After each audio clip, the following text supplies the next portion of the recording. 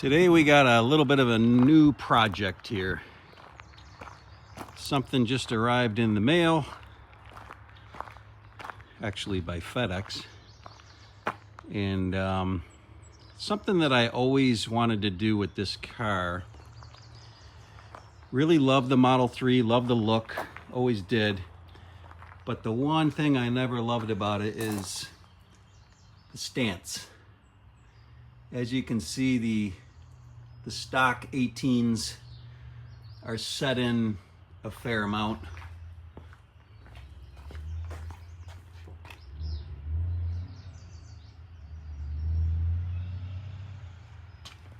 Same on the front. Not quite as bad on the front.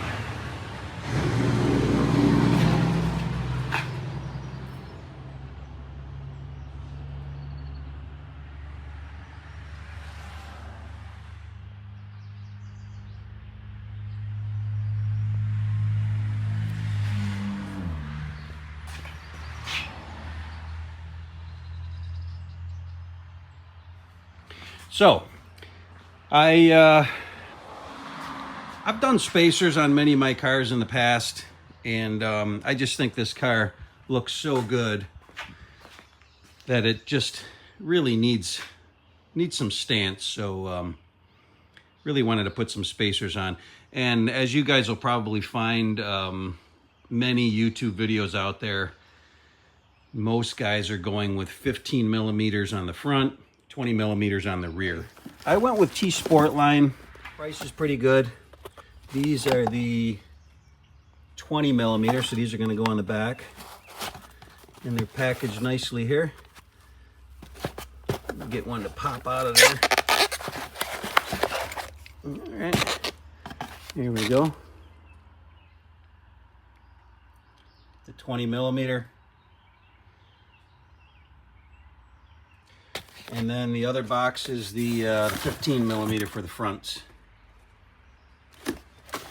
So I'm going to be putting those on.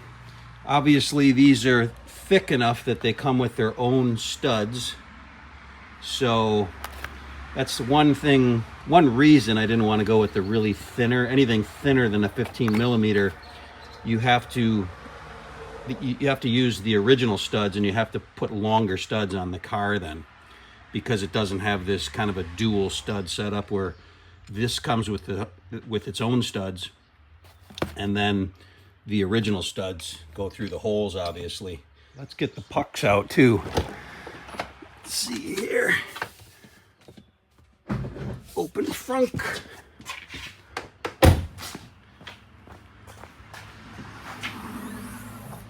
And I got my pucks in here.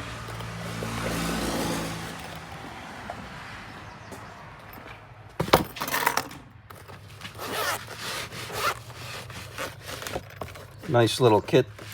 Good to have these, good to keep them in the car just in case you have some issue on a road trip. Even came with some little gloves. And just a nice little puck goes up underneath. There's 4 holes. One in front, one behind.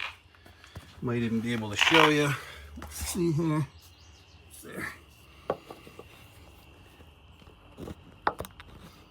Because of that O-ring, it stays in there. And then we just get our jack under there and we'll jack her up. But first we'll just get it up a little bit and we'll crack them, pull the wheel cover off, crack them loose, and then we'll get it up off the ground, pull it off. So what I got going here is I got my jack under there. It's all ready to go. It's taking a little pressure off the wheel, but not really much. Got my puck under there too. I got my wheel cover pulled off. Dirty wheels. Wow. I also have my impact driver with a 1/2-inch adapter here. That'll fit my 1/2-inch sockets. So I've also got a 3/4-inch socket here, which will fit on the T-Sportline lugs, lug nuts. And I've also got a 13/16 socket here, which fits on the Tesla lug nut nicely. I've got a breaker bar here for the initial work here. I've also got my torque wrench here because we're gonna officially put everything to 129 foot-pounds. And I also just have a little extension here just to get everything out away from the wheel a little bit, just to make it easier to work on. Don't probably have to have that, but it helps. So I got all that ready. And then another thing came to mind too is to actually torque these down. You obviously can't lower the car down on the tire to stop it from rotating. Now I think the rears will be locked automatically because the car's off. I'll find out in a minute. But I know the fronts will probably spin when I want to torque those spacers down. So we'll see if this works. Since I'm alone here, I don't have a helper. I grabbed one of my my cabinet jacks, basically, that I use for cabinetry. And it looks like this will fit nicely just between the brake pad and the front of the seat, basically. Okay, first step here is with the tire down on the ground still. I got a little weight off, but it's still down on the ground. I break them all free, which I just did, except this last one. So you just kind of break it free.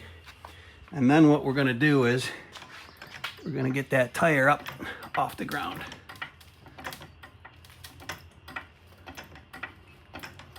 Doesn't have to be a ton, but there we go.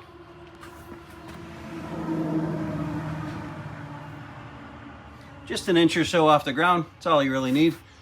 And then we can pull this off.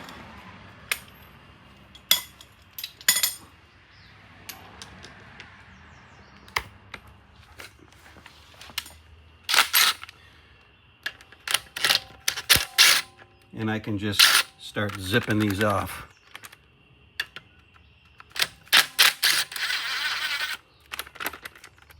Another thing that I want to show is this right here. Because there's no space on the back of this, this is going to come off. This little, I believe it's a 10mm small bolt.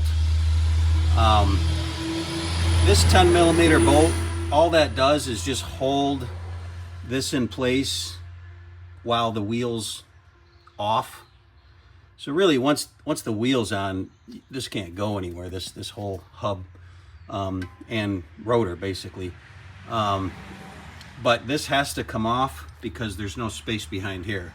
So basically, I'll just show you. If you place that on, see, it won't go all the way down tight because it's hitting that bolt underneath. Got out a 10mm socket ratchet. Let's just see.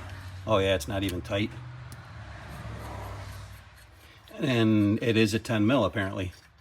Fit perfect. So that little bolt's just we're gonna save that. We're not gonna use it right now, but we'll save it for later. As you can see, that's not moving anywhere now because there's probably enough kind of rust built up in there that it's just staying in place. All right, so we don't need that anymore. So now I will say, this is, I believe this is forged aluminum, because this is basically a flat surface. This is a flat surface.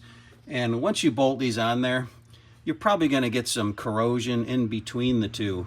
So what a lot of guys will do is they'll put a little bit of grease just on this flat surface, not on the lugs, but just on this flat surface. So when you put this on, basically, the mating surfaces won't corrode and then make it harder to get off in the future. Take these lugs that came with it off of these studs, and we're gonna move them over to these studs. And these studs are the Tesla studs. You can kind of see the difference. And what I'm gonna do is I'm gonna kind of get them to about, I don't know, maybe there. And then I'm gonna just take a couple of dabs of blue Loctite once I get them all transferred over. Or maybe I'll do the blue Loctite first. Might be easier to get it in there. Just because, you know, I do rotate the tires. On the rear wheel drive, by the way, guys, you really got to rotate the tires a lot because of the heavy regenerative braking, and the way I drive. You know, being rear, everything's going through that rear tire. And I'll just show you real quick. These were not rotated for 14,000 miles, which is a no-no. And there's not a lot left there. There's the wear bars. These were on the rear, and I just rotated them like a month ago. So these were on the rear, and these ones that are now on the rear were on the front. And as you can see, they look almost new because they don't have any wear because they're on the front. No regenerative braking, no horsepower, nothing really goes through the front on a rear wheel drive. So so I would recommend rotating these every, you know, depending on how you drive, of course, probably every couple of thousand miles, really. Like I said, I think these were done because basically I got the car now and nobody did any rotating. But now that I got it, I was like, wow, I got to rotate these. So I got a little dab of blue Loctite on each one. So we're just going to kind of snug these down, and we're going to kind of do it in a crisscross pattern.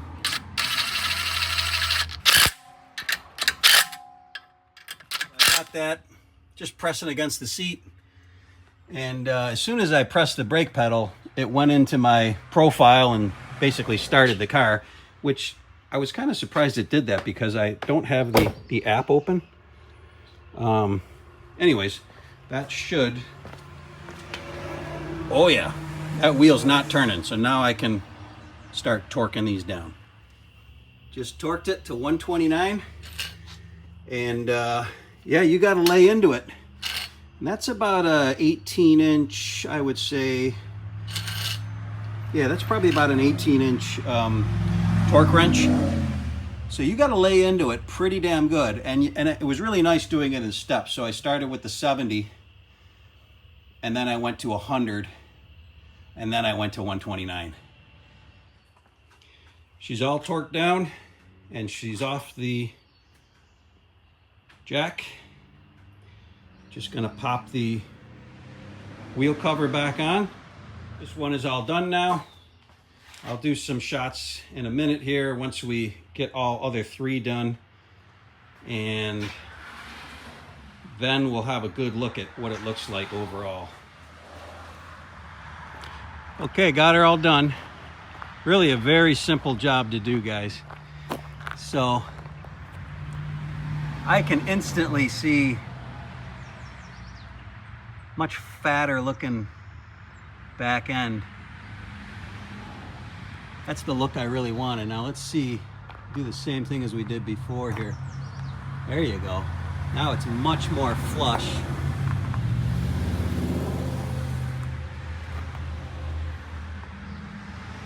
With the wheel well.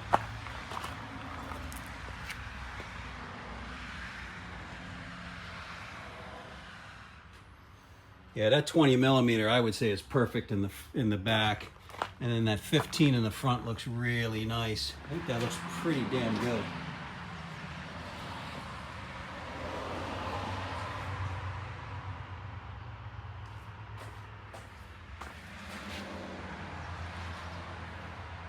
Definitely not so inset like before. The 20s on the back just look phenomenal.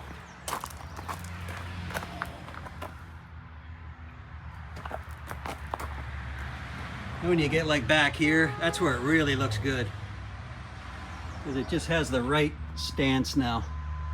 Now, of course, it would look a heck of a lot better if it had like 1.5 inches lowered, or yeah, probably 1.5 inches. But like I said, I think I'm gonna keep the height stock for now. I'm not really looking to put a ton of money into this thing. this was a relatively inexpensive upgrade. And this is really more about looks than anything. Boy, it just looks so good from there. So much better than before. It really started bugging me after a while with that those tires so tucked under the wheels. So there you have it, guys. Those are the T-Sportline. There's tons of different ones out there. These actually, they had a good deal going on these, and they've been around a long time. T-Sportline, they're very reputable. So there's the looks like those are the 15s. And those are the 20s that are on the back. So there you have it. All right, that's it for this one. All right, I got a million things I gotta do. I shouldn't be playing with this car today, so let's go get some work done. All right, thanks for watching, guys. Hey, you know what? If you have a minute, hit the like button, hit the subscribe button. And I know my channel is just a measly little snowmobile channel, but I really like these EVs. And my work buddy, he just picked up a Silverado EV RST. And man, that thing rips. I may get some footage of that and just do a short little video on that just because it's such a ripper. All right. See you later.